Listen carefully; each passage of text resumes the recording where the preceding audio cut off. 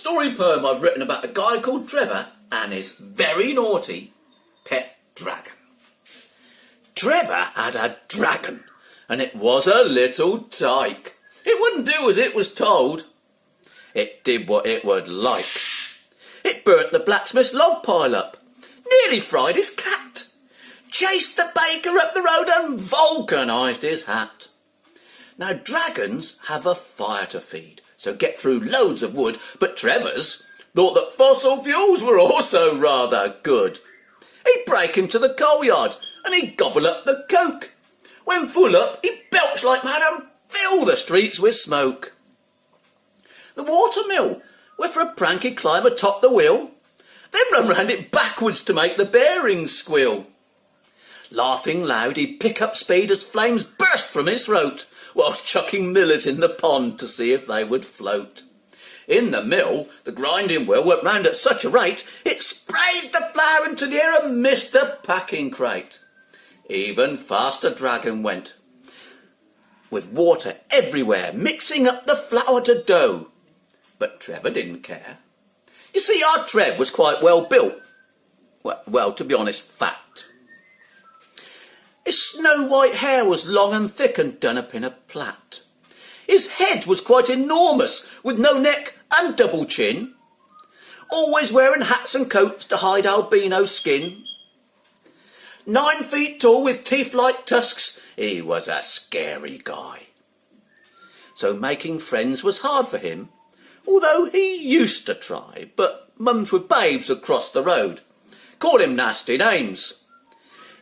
Men would shout, call him freak, and threaten him with chains. Kids would chase him throwing stones until he fled in fear.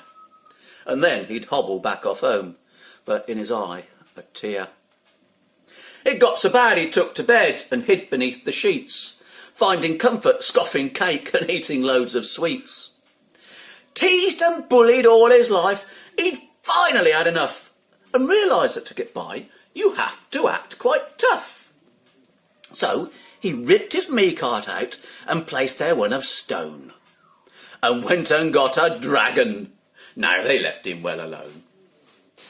Thankful that his neighbours were no longer being cruel, Trevor sent his fiery pet to dragon training school. There it was a flaming star, learnt all kinds of tricks. Reading, writing, ballet dance and hard arithmetics.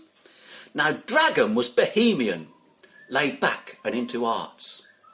His pure melodic tenor voice had melted many hearts. When he sang a love song, all the dragon girls would swoon, eyelids all a-flutter, lost in dreams of Mills and Boone.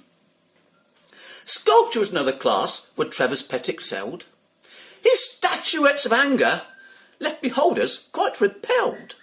But later works on beauty, where he welded love to art, made viewers quite ecstatic at the joy his works impart.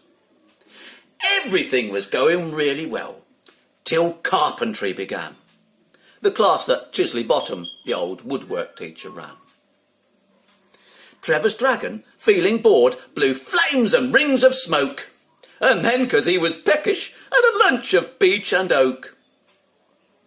This included all the desks, the chairs and half the floor, so grumpy Chisley Bottom said, "Expelled, get out the door." Trevor's dragon, full of fun, and also lots of wood, laughed and sneezed and burped, and cooked him where he stood.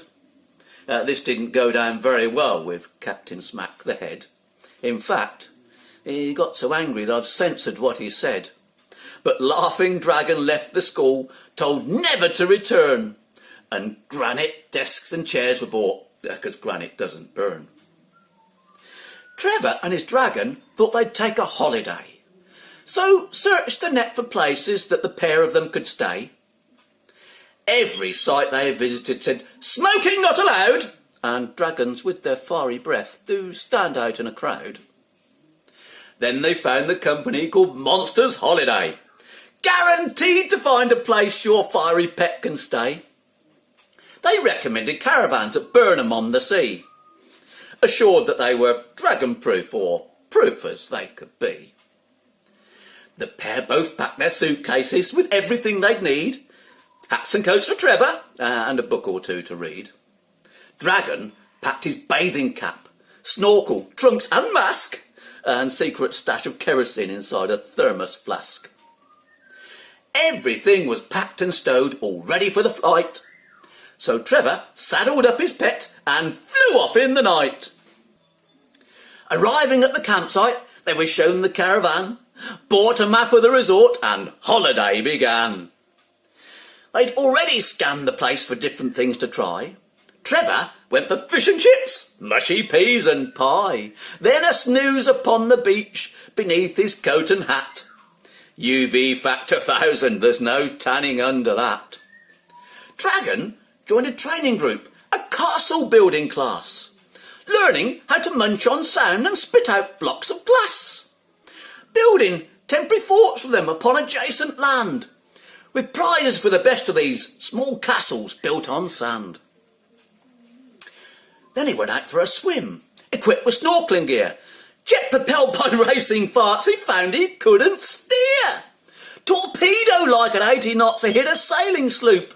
Then his stock of gas ran out and sprayed the bay with poop. Trevor, watching from the shore, had nearly had a fit to see his dragon's meal of sand come out the arse's grit. The pair then beat a quick retreat, 'cause though they both had fun, they thought it might be prudent now to leave the beach and run. Once back at the caravan, and well past time for tea, Dragon, seeking tasty snacks, drank all the LPG. Trevor now was starving with no gas to cook his meal, so popped down to the local store and got a cracking deal. Trevor bought a barbecue, sausages and steak. Lit the coals with dragon breath, but that was a mistake. Burning steak made Dragon sneeze, and with a whooshing sound, food and cooker vaporised, plus van burnt to the ground. Trevor and his dragon had a massive giggling fit, till the owner saw the flames. That calmed them. The 3-foot dwarf came charging down, with bodyguard in tow, screaming that he'd make them pay before he'd let them go. The irate gaffer and his guard grabbed hold of Trevor's pet, saying, "We'll take this beast as payment for the debt." The guard, a troll, was solid rock. His name was Anthracite. Trophies, skulls adorned his clothes, just itching for a fight. He said, "Let's kill this dragon and make bags out of the skin. Plus, look at all the meat on him, he's not exactly thin." Trevor's dragon, scared to death, blew fire straight at the troll. It's then they found the fearsome guard was only made of coal. With its big enforcer, now a tiny pile of ash, the caravan proprietor said, "Bye-bye, I've got to dash." Then the long arm of the law, 2 6-foot constables, grabbed and charged the fleeing man with breaching safety rules.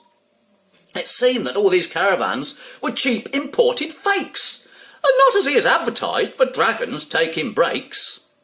So Trevor and his dragon were the heroes of the day, absolved of any charges to the owner's great dismay. Thank you for listening.